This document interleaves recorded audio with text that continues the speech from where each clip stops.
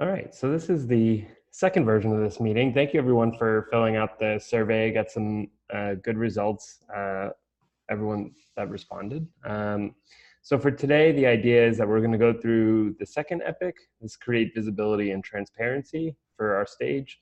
And then we have a few more epics to go over the course of the next several weeks. And then the idea is that we'll start talking about things that are, once we all level set, we'll start talking about just bigger questions that we bring to these meetings.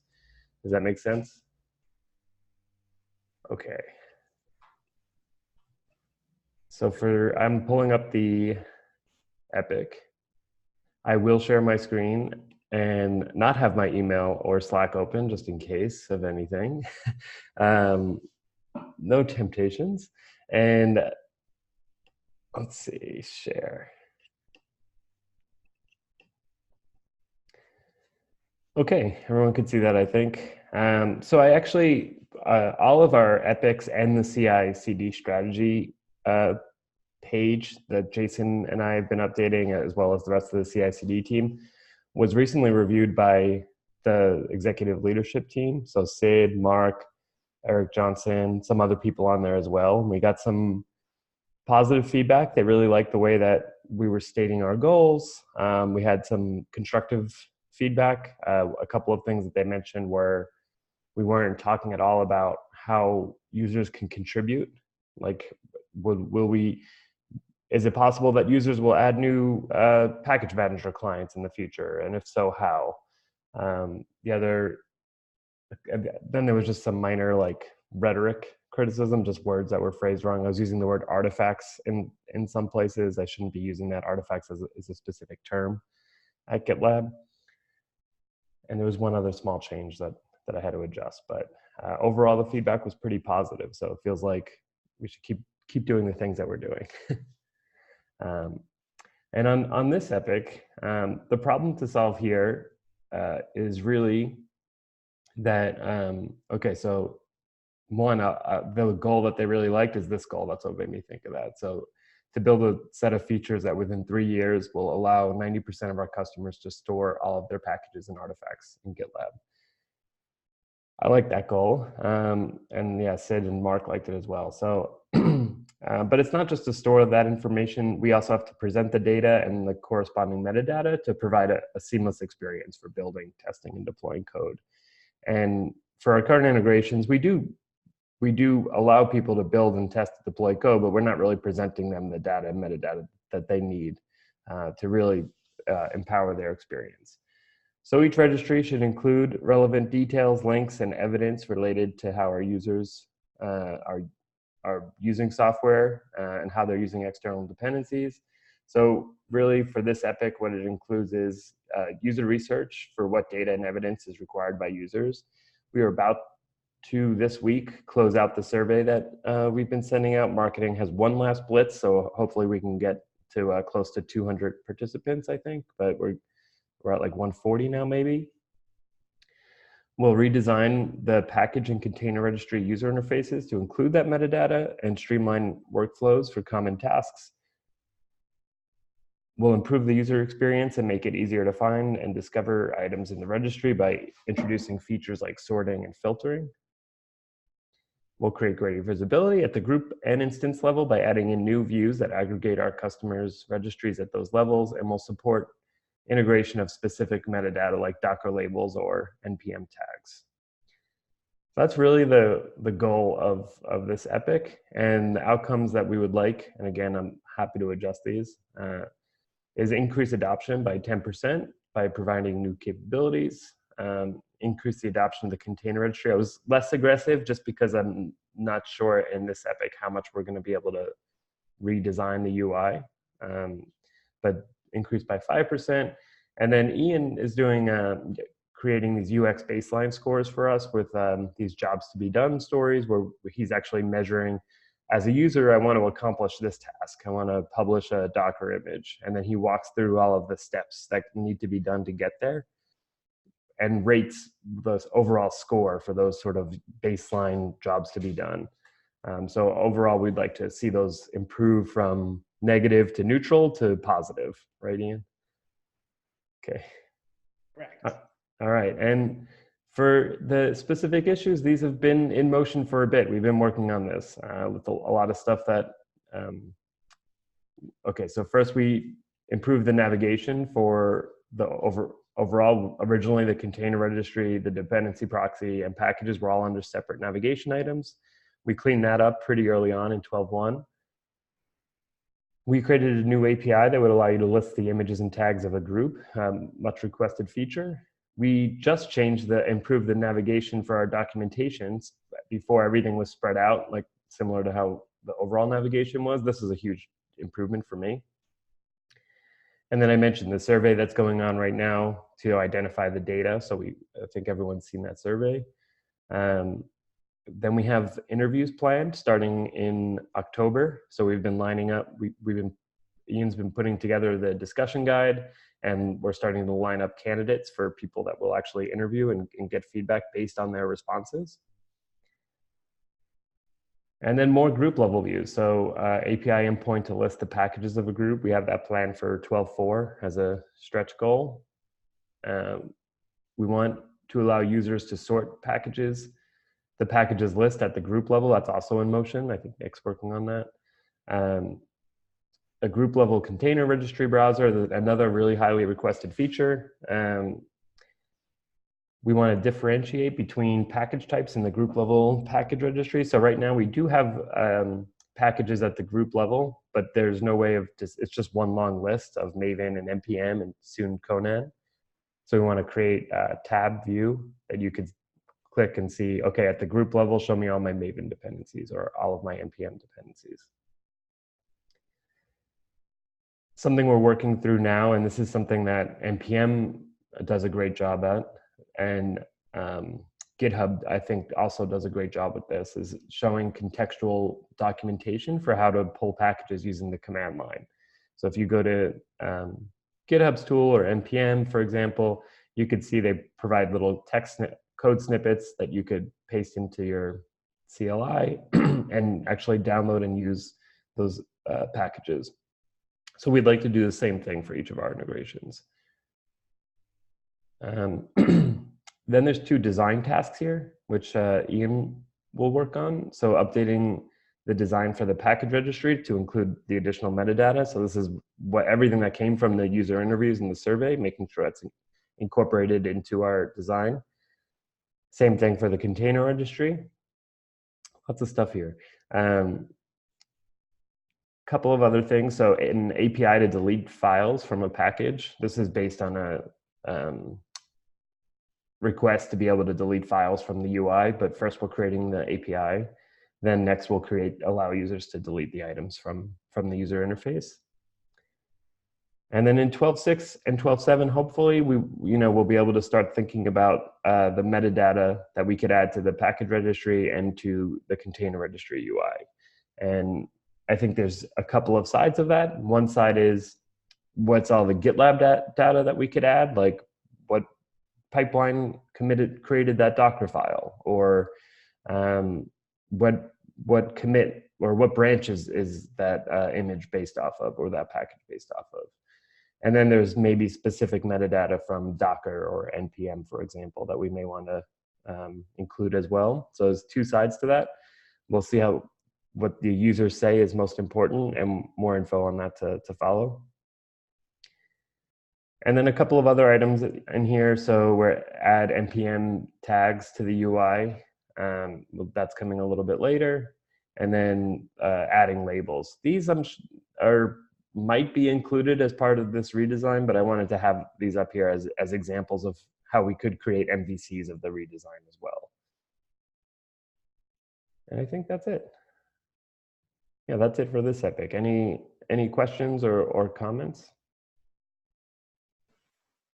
So it seems to me that so this epic is kind of almost like specifically set as, not necessarily creating new things, but on really just sort of like polishing and adding a lot of UI and user-friendly experience, as well as providing additional information and any other sort of data that the user might find helpful.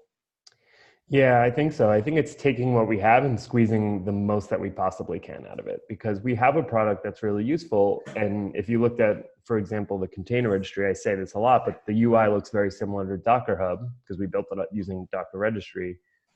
But we're GitLab, not Docker Hub. And there's a lot of other information, whether that's source code or pipelines that we can include as part of the experience. So to me, that's the goal, is making something that makes sense for GitLab and for GitLab's users, but still using the same core functionality and architecture that we have now. Cool. Anything, Nick, Nico, Dan, anything else to add? Questions? Yeah, I think I've just sort of been made aware today via a tag on a thread that there's a fair number of errors and stuff going on in container registry that we might need to sort of factor into if we're redoing it a bit. I'm going to go do a bit of an evaluation of where that's at first, but just for a little bit of information there, apparently there's a lot of errors coming out of it and we need to be tracking those. So there might be a little bit we need to do around error tracking and evaluation. But otherwise, yeah, this format's good. Thank you, Tim. Okay, yeah, all these things. These are the plans for product features. So product features aren't all of our work. We still have bugs. We still have technical debt. We still have other things like that that need to get done. And these plans can totally change. This is me just laying out the milestones. Like, okay, if we did everything in every milestone one at a time, would be the plan. I do expect this to fully change, but I'm more looking for feedback on like the steps that we're going about. And here, I guess the preferences that I'm seeing in prioritizing these things is first build an API, then have the front end consume that API and build in a user interface. And that's one track. And the other track is research, design, validation, build something for something that's like a bigger feature. So I wanted to make sure that logically made sense too. Yeah, I think the way I kind of view this epic is, so like in contrast to the epic we kind of covered last week with the all of the different garbage collection and all of those sorts of issues. Like, so those are sort of the technically like difficult and big complex issues. And also the other epic where it's creating new package managers, that's also kind of like big time consuming features. Whereas this is more like, it just reminds me of like a feature factory where it's like, all right, this is just like a list of things where as engineers, we should be able to just start like, hammering out a couple of these at a time over time. And they shouldn't be complex or difficult overall. It's just, finding like the right spaces to put them in at. And I'm not sure if that's the same feel from the front end standpoint, but that's kind of the overall feel I get from the back end standpoint. Do you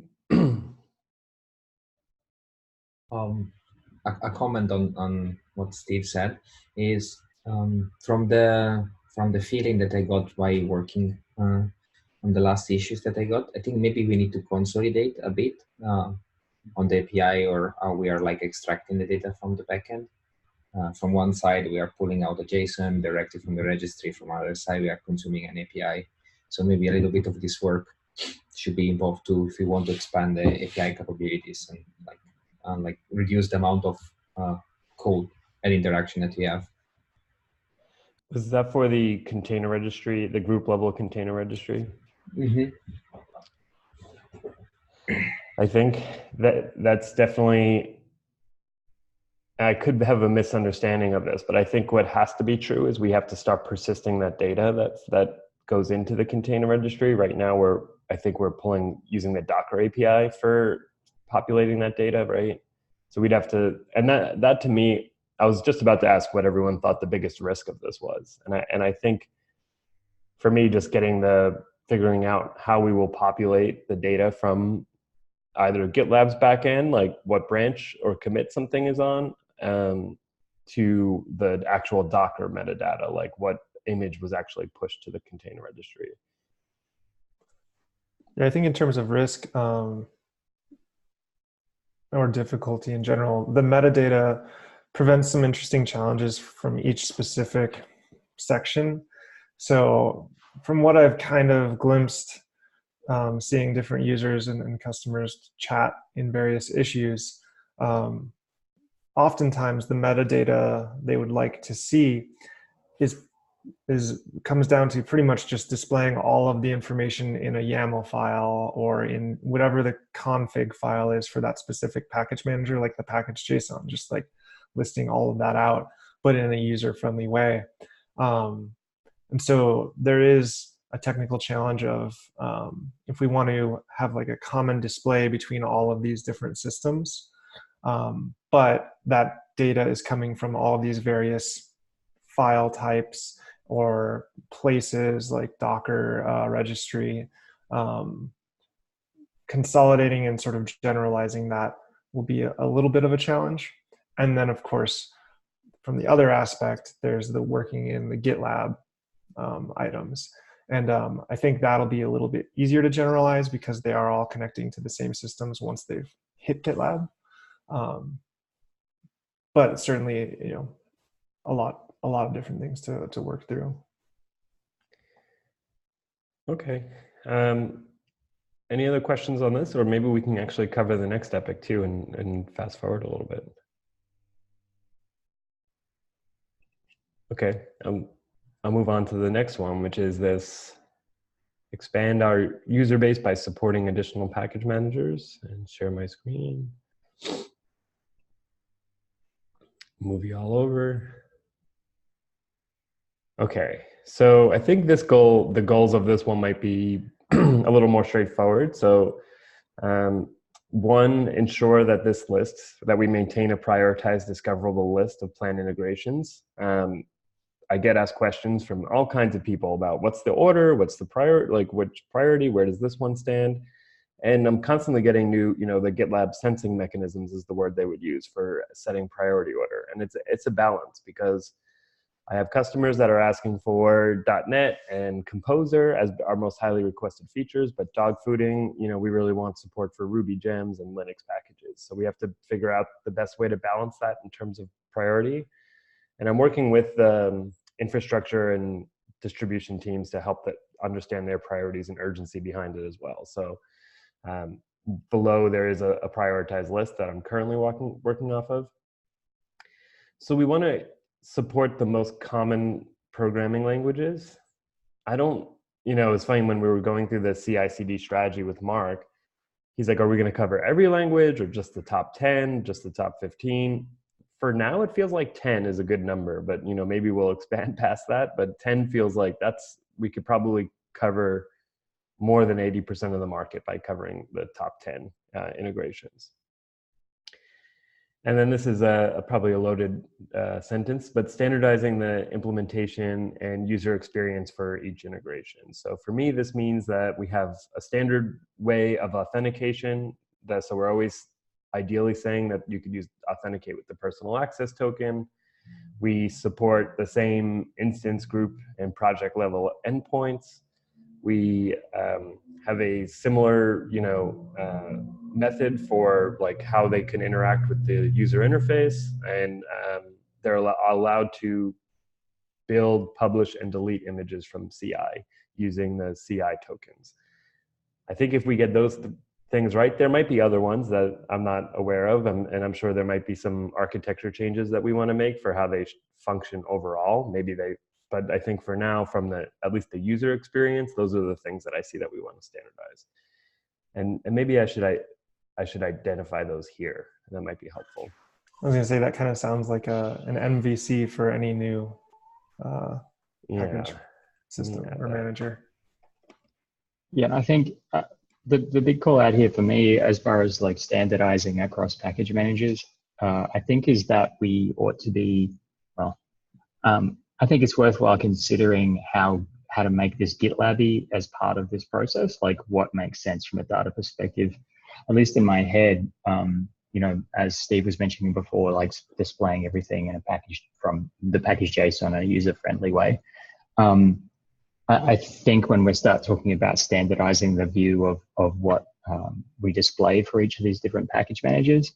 Part of that process will be looking at, well, what's the GitLab way to actually approach this problem, you know, to actually implement this package manager, and how does this flow as part of our app? And from in my head at least, and this is just totally preliminary, so I'm happy to go with whatever research suggests, by the way, Ian. So I would think that we sort of look at, well, normally we would integrate this way, and then we actually build, we build a standard UX for it that works for all of them and just displays information in terms of, oh, this is the standard information, and this is sort of GitLab information about your package, and this is the other sort of custom metadata. And in that sense, standardizing would be sort of determining what shared metadata is there, or what metadata GitLab stores about those things, about each of those individual packages. And at that point, you sort of have a shared data set for each of the different package managers that you can, you know, build into the UX in a way that makes sense.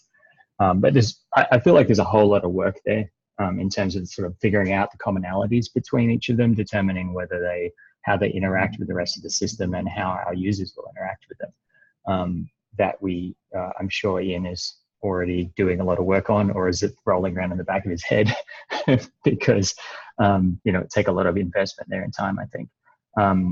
I think in terms from an engineering standpoint, Steve and I have already been talking about this, but as we sort of deploy each one, is looking for commonalities. We don't want to prematurely optimize and start building this super generic thing, because that just could be really expensive and time consuming. But at the same time, as we start seeing generalities across these package managers, it's worth sort of saying, hey, does it make sense to slow down a little bit here and adjust something to be more generic? So I'm really interested in that last point. Not yet, but I just want to make sure that we're constantly asking that question, and hopefully you all feel that I'm constantly poking you with that question, because I do want to make sure that we have a bunch of these to add, and this is all really valuable, but I want to make sure that there's this thing in the GitLab handbook that we shouldn't add features if the cost of maintaining them is more expensive than launching them. And so I'm very cautious of that, because I know how much work it is to add Conan and NuGet. And, you know, if we're even getting down to Ruby, that's still Python, Composer, and Ruby. And so if we need to make sure that we're building in a sustainable way, and that the maintenance story is pretty easy. And the other thing I wanted to mention, Tim, and not to dissuade or detract from that point, because I think that's super important from an engineering and execution standpoint. But I don't know whether you feel like it's worthwhile including like community contributions in this effort. I know we've been talking back and forward about how we execute, how we put time into the community contributions, because it's really important that we do. And I'm just sort of thinking about different ways we can approach that, because some of these things, as we know, have community efforts going on already. We can't count on those community contributions, because we can't ask anyone to give us their work for free, obviously, because it's not really fair on people. We can't sort of demand it happens at a certain time. But that's something else that I think of in these terms. I don't know how you feel about that, but. Yeah, actually, Sid brought that up as part of the review of our strategy, and he said, "What is the vision for user contributions for adding new formats?" And he asked about documentation for, do we have documentation for how a user can contribute and add in, so let's say, Go support. We have some documentation that DZ created a while ago after creating NPM and Maven. He just sent me that this morning. I think it's a good exercise, and maybe it leads into the previous point that we were making about, making sure that we're building things in a scalable fashion.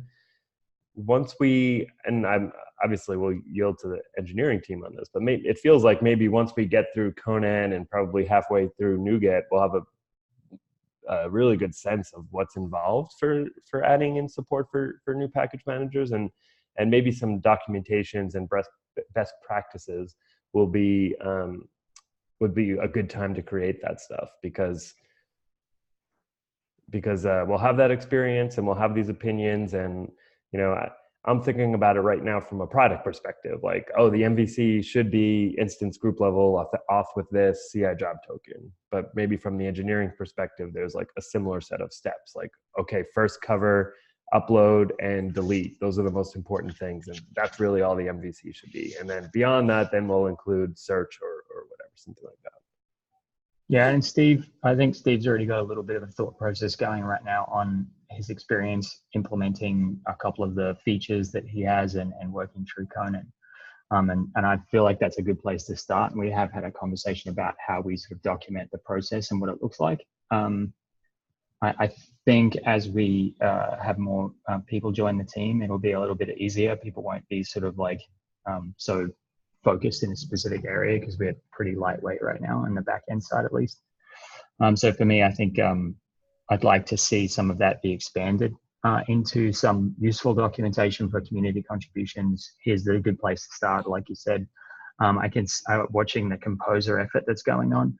You can certainly see people struggling with not only learning how to, GitLab and contribute to such a large and active code base, but also like, okay, I've got to do all of the things. And we've seen that sort of consistently across, well, not consistently, but for a couple of those community contributions, I've definitely seen that. And I think providing people with a little bit of guidance on how to do that would be really helpful. But then part of the issue is that we need to then allocate resources to get it going further. And what is our MVC look like? What is it? If it's delete and upload, great. Is it a feed like we were talking about with NuGet? Is it some other minimal thing that we could just ask people to do?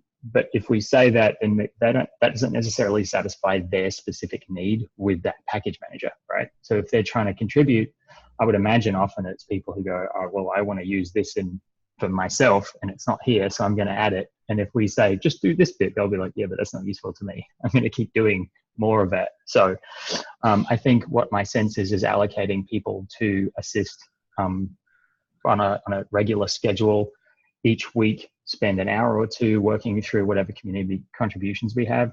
And at the point the person is continuing to, or decides they don't want to continue contributing, then we sort of say, okay, we need to assign it, depending on our priorities, obviously, because you have a well laid out plan here, which I really appreciate, by the way. Thank you. So that's kind of my sense on those community contributions is sort of coming up, taking what Steve's worked on, making it a little bit more like public facing and provide people a nice way that they can say, oh, okay, that's what I need to do to get this across the line or get it at least to MVC status. Yeah, that's a good idea.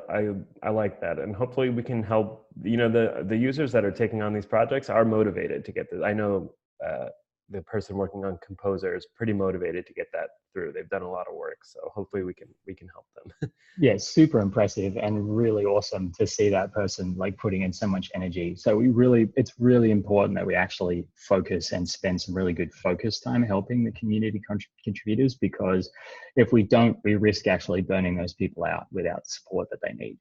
And so for me, that's like super important. I don't know if that goes in the Epic, but I think the documentation side of it probably might, but I defer to you on that, Tim, because I don't. I think I think the documentation should go in here and be tracked. I had it initially in a different Epic. Oh, it's not there, but yeah, I think it should be added in here. I'll take that. Yeah, and like I just mentioned in chat, I actually have to drop. I apologize. I had a little bit of a conflicting meeting that popped up. So I will approach the end of this video and I apologize. I'll refactor everything around next time. Oh, no problem. Thanks, Thanks, Dan. Oh, there's Nick. I thought Nick had dropped too, but now I see him. Okay, cool. So I actually, I do have a more serious question about these integrations, because we implemented as a company AMPM and Maven, and it seemed like we just did what we thought. Like we built something and we launched it and we got feedback on it. But for, reading through the comments for NuGet and Composer, I'm seeing a lot of just things that are like maybe making my spidey sense tingling, that we might not be aiming in the right direction, or that the people's use cases and what they value about these integrations might be different than what we suspect. Does anybody else have that feeling like we're building something but maybe it's not, like maybe we need to validate why this is valuable for users. I mean, I personally get that a little bit. Specifically, just the idea that I'm building Conan, but I have never used Conan in the wild. So I think it's certainly something to pay attention to and really like listen in on those conversations that people are having, because there are most certainly little tidbits that will come up that we probably won't notice just trying to introduce really basic functionality. Like I think of NPM, for example. The majority of people using NPM really are just publishing and installing packages. But once you get into the side of publishing, you start using a lot of other aspects that you don't necessarily use as a consumer of NPM. And so that's when you're using dist tags and all of these other types of features that a normal NPM user might not even be completely aware of. And so I feel like that might be similar with a lot of these package managers, is that when you move from being a user of the package manager to being a producer, there's a lot of little details that you suddenly become aware of and start using. And so we want to make sure we know what those details are. Yeah, and so far everything that we've planned has been focused on the user or teams using it, and not so much about the contributors. We haven't thought really at all about, should we host, should we encourage people to create their NPM packages and host them on GitLab? We haven't really thought about that at all yet with this piece of the puzzle.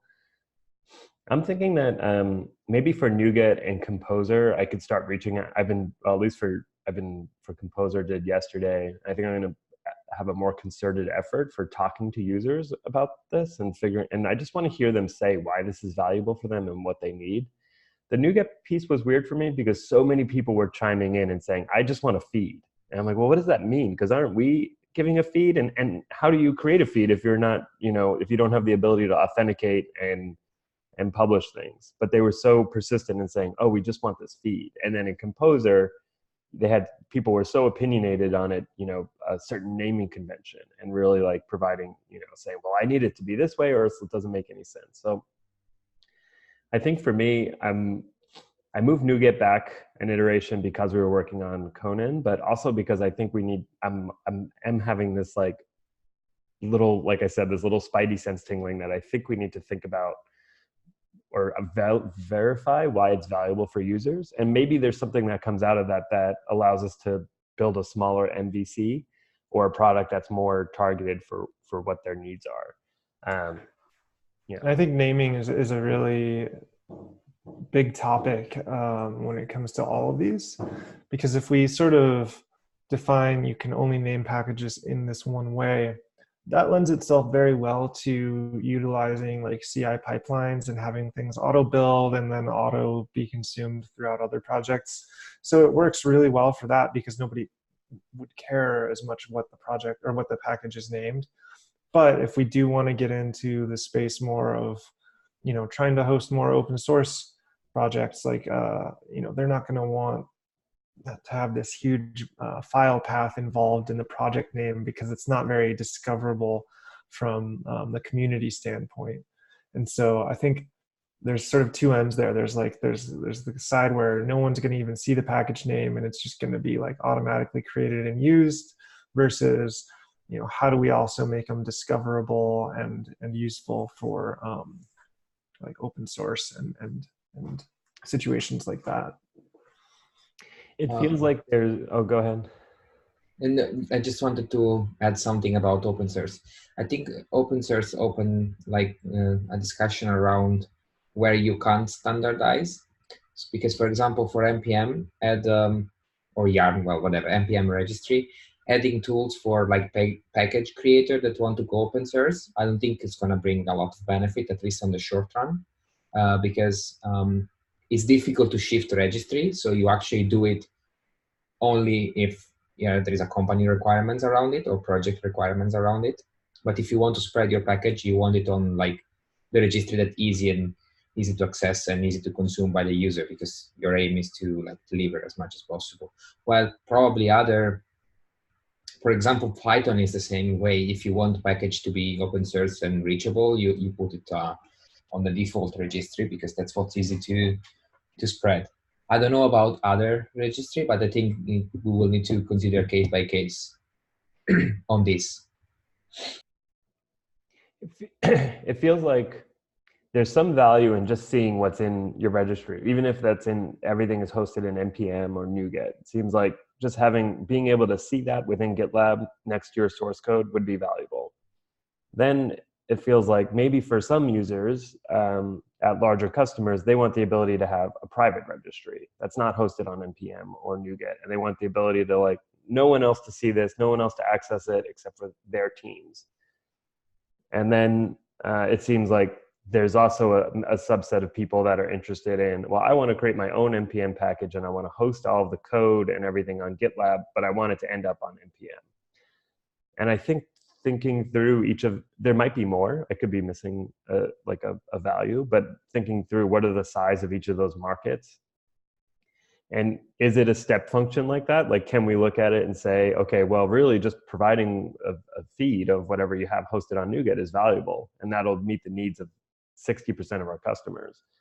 Maybe that's helpful in a good way that we could find an MVC. But if it's, anyway, all I'm saying is I think I need to do some user research, talk to users a bit and think through a little bit more about how can we create an MVC?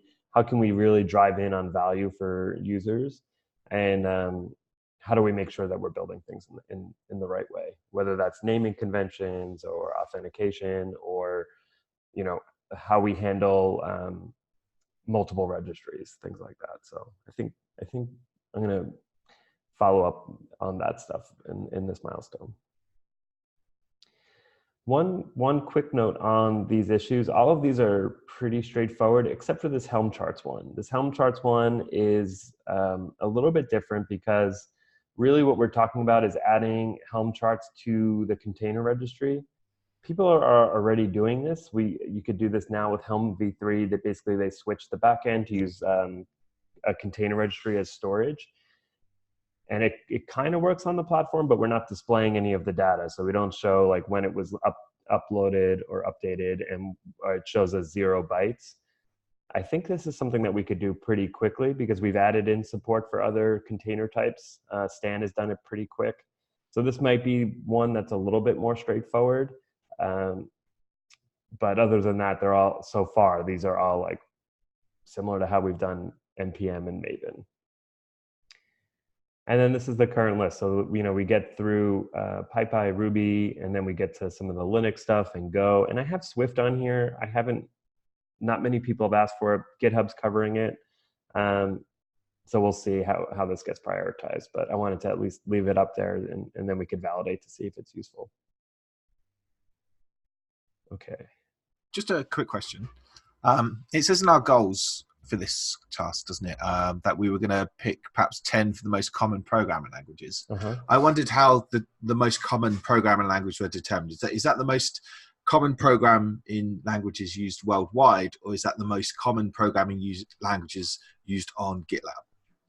Yeah, it's a great question. There's really I don't have a solid answer. It's a combination of things that customers have requested and popularity of issues, and then like me doing some research on Googling what are the top 10 programming languages. Right.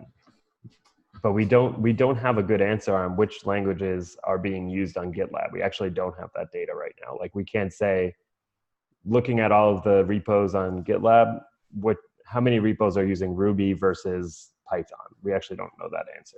That's how I was originally trying to base that, but we actually don't have that. So I was forced to like read all these articles, like the top 10, 20 programming languages of 2019, 2018, things like that, and come up with a list that way. Okay. Do you have a better? No, I was going to say that would be it would be most useful, I think, to concentrate on what's used on GitLab itself, as opposed to what's like you just mentioned Swift, and if there's only like 3 or 4 repos on the entirety of GitLab that is Swift, then it doesn't make much sense to build a package registry for that language, does it? But if we don't have that data, then we can't make decisions based around it. Well, it might get approximated in the popularity of issues, although that's not definite. But maybe there's some other way that we can get that. Maybe we could survey, like send it out with our, like the GitLab marketing email and say like, what's your language of choice? That might help us a little bit. But I think the reality is like, if like Swift right now has, I don't even know how many votes, probably none, 2. And is one of them me? Okay, it has 2 votes compared to like NuGet or Composer. I think Composer has 80, NuGet has like 133 or something like that. So a big difference in terms of like upvotes and in terms of customer requests. Like I'm hearing customers at, oh man, so much writing, 136. I'm hearing a lot of people ask me about NuGet. I hear some people ask me about Composer. I get a lot of questions about PyPy and Ruby. And then I hear some requests for Helm and Linux packages. And I haven't heard much about Go actually, which is surprising because to me, Go is like the trendy language right now, 2019. But we only have 6 votes.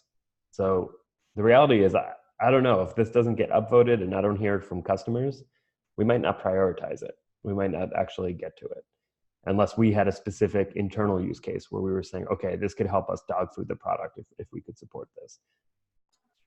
Yeah, so that was another question that I had that I kind of, I've asked this before, but is there some kind of plan or strategy here to encourage the dog fooding of the package registry within GitLab itself? So for example, the obvious one is GitLab UI. So right now that's served via AMPM when we're doing our builds and stuff like that, when really it should be served by our package registry. That's a great idea. And truthfully, I've been approaching it from the infrastructure and distribution side, which is all Docker images and Ruby and Linux packages. And I haven't really thought about it from the front end side. So I think that's something I guess I would have to follow up with the front end engineering team, right? And find out what their use cases are and if we can cover it. Yeah, I guess so. But like to me, that makes it, but then that would potentially increase the likeliness of a Go package registry being required because obviously we're going to be potentially building the container registry or parts of the container registry using Go in the future, et cetera, et cetera. So, and likewise, then Ruby would become more of a priority as well, I imagine. Yeah, Ruby is definitely something that I'm hearing a lot because like all of our internal customers tell me that we need that and that we need caching or the dependency proxy setup for it too, because there was just an issue. I don't know all of the details, but something happened with Ruby dependencies where it caused they couldn't download them or something like that, and it caused a problem. So all our internal customers want these features. I think NPM would be a great place to start, even if we can't do the Ruby or Go yet, but even just getting feedback and then other people to contribute and stuff, I think that'd be really valuable. So I could follow up on that and see if we can get that done. I think that'd be, do you think we would be able to cover GitLab's use cases?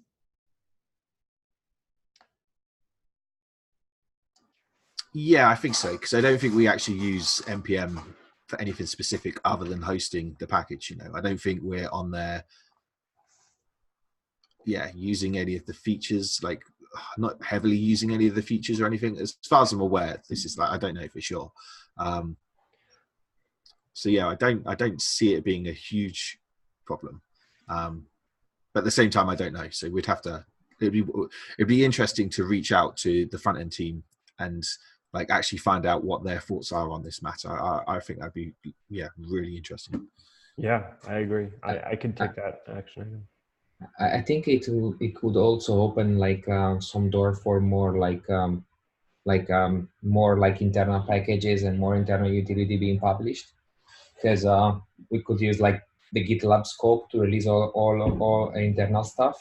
And I think like from the point of view like of the pain of switching a package from one registry to the other through the GTK, I think this can be done like transparently. So you just run an update and it gets switched. So I see a lot of benefit out of it. I agree with Nick.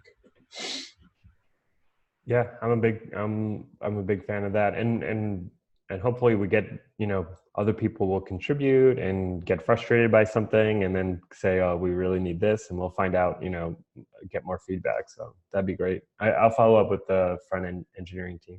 Who do you think is the best person I should reach out to about that? Probably someone in the GitLab UI working group, but I wouldn't know without looking. I wouldn't know a name without looking. Okay.